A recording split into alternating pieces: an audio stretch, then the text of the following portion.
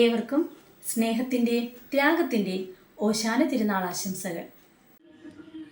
Hi കൂട്ടുകാരെ, ഇന്ന് നമുക്കൊരു അങ്കമാലി മാങ്ങാക്കറി തയ്യാറാക്കിയാലോ.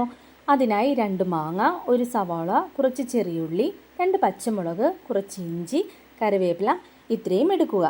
മാങ്ങ ചെറിയ കഷ്ണങ്ങളായി അരിഞ്ഞ് അതിലേക്ക് കുറച്ച് വെളിച്ചെണ്ണ, വിനാഗിരി, ഉപ്പ്, മഞ്ഞൾപ്പൊടി എന്നിവ ചേർത്ത് തിരുമ്മി വയ്ക്കുക.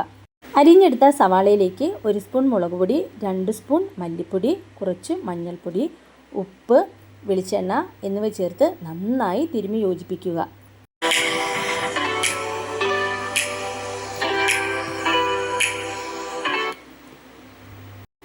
ഈ സമയം നമ്മൾ തേങ്ങ പിഴിഞ്ഞ് 1-ാം പാലും 2-ാം പാലും എടുത്ത് മാറ്റി വെച്ചിട്ടുണ്ട്.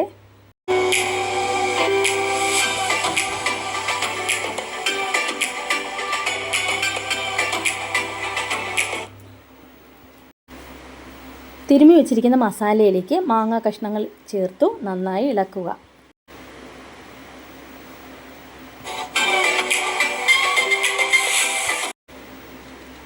മാങ്ങ കഷ്ണങ്ങളിലേക്ക് 2-ാം പാൽ ചേർത്ത് നന്നായി ഇളക്കി അടുപ്പത്ത് വയ്ക്കുക.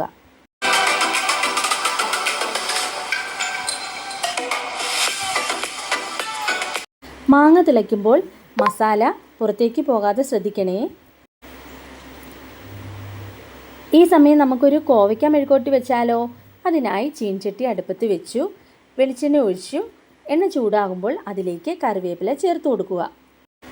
അതിലേക്ക് പച്ചമുളകും സവാളയും ചേർത്ത് ഇളക്കി കൊടുക്കുക.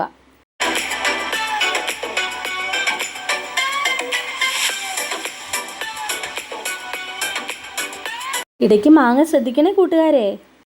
സവാളയിലേക്ക് കുറച്ച് കുരുമുളക് പൊടി, ഉപ്പ് ഇട്ട് നന്നായി ഇളക്കി കൊടുക്കുക. കുറച്ച് മസാലപ്പൊടി, കുറച്ച് മുളക് പൊടി ഇതുകൂടി ചേർത്ത് നന്നായി ഇളക്കി കൊടുക്കാൻ ശ്രദ്ധിക്കണേ.